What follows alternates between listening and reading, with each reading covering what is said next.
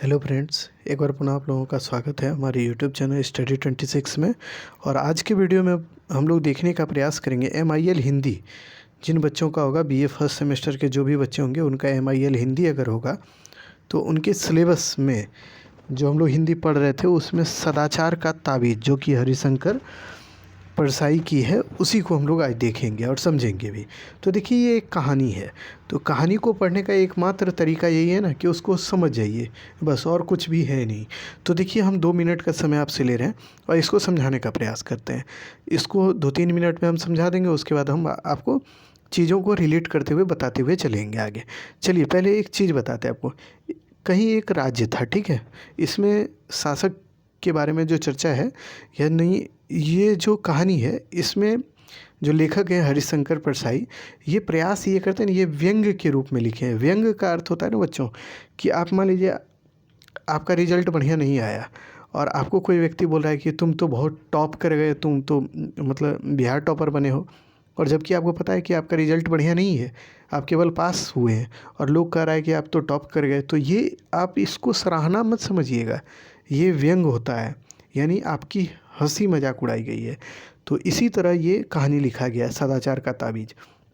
इसमें लेखक क्या करते हैं, बताते हैं कि एक राजा रहता है, उसके राज्य में सभी जगह भ्रष्टाचार फैला हुआ रहता है।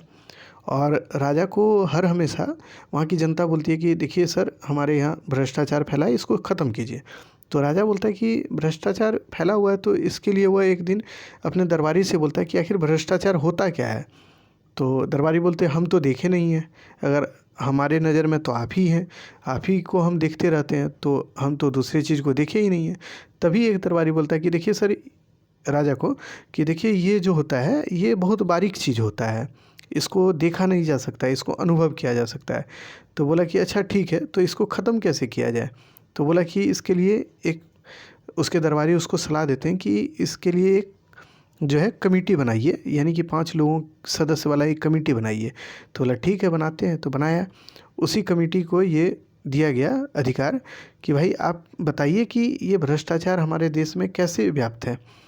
तो वो कमेटी बाद में बोलता है 2 महीने बाद कि देखिए सर, ये पूरे राज्य में फैला हुआ है, आपका जहाँ जहाँ शासन है वहाँ वहाँ ये फैला हुआ है। और ये इस तरह फैला हुआ है कि कोई भी कर्मचारी कोई कार्य करता है तो उसके लिए वह पैसा चाहता है। जैसे, तो बोलता है राजा कि उदाहरण के रूप में बताइए। तो बोलता है कि देखिए, उदाहरण के रूप में ये समझिए, आप जिस गद्दी पे बैठे हैं, यानी जिस सिंहासन पे बैठे हैं, उसमें भी भ्रष्टाचार फैला हुआ है। तो राजा बोलता है ये कैसे। बोला, वो जो सिंहासन बना है ना, जिसको बनाया गया है, उसमें भी जो कर्मचारी बनाए हैं वह भी भ्रष्टाचार किया, यानी उसमें ज़्यादा पैसा लिया है और उसको बनाया है। तो राजा बोलता है तो इसको समाप्त कैसे किया जाए। तो वे लोग बोलते हैं कि समाप्त करने का यही तरीका है कि जो पूरे राज्य में है चीज़ें परिवर्तित कीजिए, और ठेकेदारों को जो ठेकेदारी दी जाती है उसको रोक दीजिए, और कर्मचारियों को ये काम, यानी कि जो लेते हैं वो लोग भ्रष्टाचार के रूप में जो पैसा लेते हैं उसको रोकने का कार्य कीजिए। तो राजा बोलता है कि अच्छा ठीक है, ये इस पे सोचा जाएगा। तो सोचते सोचते एक दिन वो बीमार हो जाता है। इस पे सोच रहा होता है, तभी उसको, मतलब वो दिन रात सोचते रहता है, तो उसको बीमारी हो गया। तो उसी में एक जो उसके दरबारी थे वो राजा को बोलते कि देखिए सर, इतना ज़्यादा सोचने की ज़रूरत नहीं है हुजूर, एक काम करिए कि हम लोग सोचते नहीं हैं, हम लोग एक काम करते हैं कि इसको ख़त्म करने का उपाय सोचते हैं, इसमें उलट पुलट कोई राज्य में नहीं करते हैं, जैसे हो सिंपल वे में इसको समाप्त करने का प्रयास करते हैं। तो इसी बीच में क्या होता है, दरबारी लोग एगो साधु को खोजता है, जो साधु ये दावा करता है कि हमारे पास एक ऐसा ताबीज़ है जो कि भ्रष्टाचार को ख़त्म कर देगा। तो उसके बारे में राजा बोलता है कि उसको लाओ मेरे पास। तो उसको लाया जाता है राजा के सामने, उसके दरबार में। तो जब वो साधु पहुंचता है उसके सामने, तो वो बोलता है कि हमारे पास ताबीज़ है जो कि भ्रष्टाचार को समाप्त करने वाला ताबीज़ है। तो राजा बोलता है कि ऐसे ही ताबीज़ 1 लाख बनाइए, यानी उसको ठेका दे देता है। 5 करोड़ रुपया उसी समय उसको ठेका तुरंत दे देता है, और कहता है कि आप इसी तरह का ताबीज़ बनाइए जिससे कि लोगों में भ्रष्टाचार समाप्त हो जाए। तो वो 1 लाख लगभग ताबीज़ बना के राजा को दे देता है, और राजा सभी कर्मचारियों में उस ताबीज़ को बंटवा देता है और बंधवा देता है उसके कलाई पे, और किसी के गर्दन में, गले में मतलब, तो बनवा देता है। उसके बाद कहता है कि राजा अस्वस्थ हो जाता है कि भाई चलो, अब तो भ्रष्टाचार हमारे यहाँ ख़त्म हो गया। लेकिन एक दिन राजा को होता है कि चलो भाई एक दिन चेक कर लेते हैं कि ख़त्म हुआ कि नहीं भ्रष्टाचार हमारे यहाँ। तो एक दिन क्या होता है, मतलब 2 तारीख को वो राजा अपने कार्यालय में जाता है। जो कार्यालय मतलब ये होता है ना जहाँ पे लोग कार्य करते हैं जो राज्य के, तो वहाँ पे राजा जाता है। तो 2 तारीख होता है उस दिन, समझे। तो उस दिन जब राजा वहाँ जाता है ना, तो वो एक कर्मचारी को 5 रुपये का नोट देता है और कहता है कि मेरा काम कर दीजिए। तो कर्मचारी बोलता है कि घूस लेना पाप है और हम घूस लेकर कोई कार्य नहीं करेंगे। तो राजा इससे बहुत खुश होता है। फिर राजा कुछ दिन इंतज़ार करता है और फिर एक बार सोचता है कि एक बार और जांच किया जाए इसके बारे में कि भ्रष्टाचार ख़त्म हुआ है कि नहीं। तो फिर एक दिन इसके जांच के लिए वह 31 तारीख को इस बार जाता है। जब 31 तारीख को जाता है ना, तो उस समय वो फिर उसी कर्मचारी के पास जाता है जिसके पास वो पहले गया था, और उसको फिर 5 रुपये देता है और कहता है कि मेरा काम कर दीजिए। तो वो इस बार 5 रुपये का नोट ले लेता है और उसका कार्य कर देता है। तो उसके बाद राजा क्या करता है, उस कर्मचारी को पकड़ता है और पूछता है कि तुमने क्या जो सदाचार का ताबीज़ है उसको नहीं पहना है जो साधु दिया था। तो बोलता है कि हाँ सरकार हम तो पहने हुए हैं। तो बोलता है तब भी तुम घूस ले लिया। तो वो चुप हो जाता है कर्मचारी। तो उसके बाद राजा उसके गले में जो टंगा हुआ सदाचार का ताबीज़ रहता है उसको सुनता है कान लगा के। तो सुनता है तो उससे आवाज़ आती है कि आज तो 31 तारीख है, आज ले लो। तो इससे राजा समझ जाता है कि यानी कि रिश्वत जो है वो अभी भी व्याप्त है हमारे मतलब पूरे राज्य में। तो यही पूरा कहानी है और ये व्यंग के रूप में है, समझे। जितना हम अभी 4-5 मिनट में आपको बताया, ये पूरा व्यंग के रूप में है। और बस इतना ही जो अभी सुन लिए, बस यही चीज़ है कहानी में और कुछ भी नहीं है। अब इसको केवल पढ़ेंगे और कुछ नई चीज़ें जो है उसको आप समझ जाइएगा। और उसमें आपको बताएंगे कि जब कंक्लूजन इसका लिखिएगा यानी निष्कर्ष, तो क्या चीज़ें आपको ऐड ऑन करनी है यानी ऐड करके आपको लिखना है। तो चलिए उन चीज़ों को आप पढ़ते हुए समझाते चलते हैं। सबसे पहले तो ये सदाचार का ताबीज़ जो ये कहानी है, इसके लेखक हैं हरिशंकर परसाई, ये याद रखिएगा। और ये कैसा काव्य है, तो ये एक व्यंग्य काव्य है। ये दोनों चीज़ें याद रखिएगा।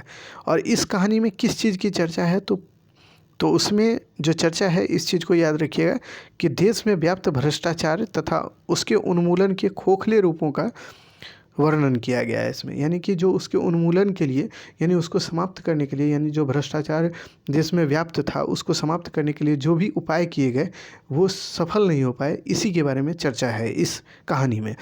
तो इंट्रोडक्शन में ये 3 लाइन आप ज़रूर लिखेंगे, उसके बाद इस कहानी के बारे में लिखिएगा, ठीक है। इस निबंध की शुरुआत जो होती है, इसमें एक राजा रहता है, वो अपने दरबारी से कहता है कि प्रजा राज्य में फैले भ्रष्टाचार पर शोर मचा रही है, यानी हल्ला कर रही है। तो और वो बोलता है कि हम तो भ्रष्टाचार को कहीं नहीं देखे। कौन बोलता है? राजा। हम तो कहीं भी भ्रष्टाचार को नहीं देखे हैं। तो दरबारी, आप लोग कहीं देखे हैं क्या? मतलब अपने दरबार के लोगों को बोलता है। तो दरबारी भी बोलते हैं कि भाई देखिए हम तो नहीं देखे हैं सरकार, चूँकि हमारी नज़र में तो आप ही का तस्वीर हर हमेशा रहता है। आपके ही इतने विराट रूप को देखने की आदी है हमारी नज़र कि हम भ्रष्टाचार को देख ही नहीं पाते हैं। तो इसके बाद राजा बोलता है कि अच्छा ठीक है, एक चीज़ करो ये कि इसका पता करो कि कैसे आखिर भ्रष्टाचार होता कैसे है। तो इसी में एक दरबारी कहता है कि राजा को कहता है कि 5 विशेषज्ञों का एक टीम बनाइए, यानी एक कमेटी बनाइए जो कि भ्रष्टाचार के बारे में बताए, यानी पकड़ के बताए कि भ्रष्टाचार कैसे फैला हुआ है। तो राजा इसका गठन कर देता है उसके कहने पे। उसके बाद ये जो टीम है ना, ये 2 महीने बाद, यानी कि ये जो गठन की जाती है कमेटी, ये 2 महीने बाद अपनी रिपोर्ट देती है कि हाँ भ्रष्टाचार कैसे कैसे है। तो ये बताती है कि भ्रष्टाचार का विशेषता आखिर क्या है, यही चीज़ को। तो ये बताती है भ्रष्टाचार बहुत जगह फैला हुआ है, परंतु इसे पकड़ा नहीं जा सकता क्योंकि वह बहुत सूक्ष्म है, अगोचर है। अगोचर का मतलब होता है कि जिसको देखा नहीं जा सकता है, और सूक्ष्म मतलब बहुत छोटा है, ठीक है। भ्रष्टाचार सभी जगह व्याप्त है, परंतु उसके बाद बोलता है परंतु वह दिखाई नहीं देता है। ये सभी जगह फैला हुआ है लेकिन हम इसको देख नहीं सकते, ये कमेटी बोल रही है, यानी ये विशेषता है भ्रष्टाचार की। राजा पूछता है कि तो भ्रष्टाचार ईश्वर है क्या? तो वो बोलता है कि हुजूर अभी तो इसकी स्थिति ईश्वर जैसी ही है, ईश्वर हो गया है यही बात बोलता है वो कौन, कमेटी के सदस्य लोग।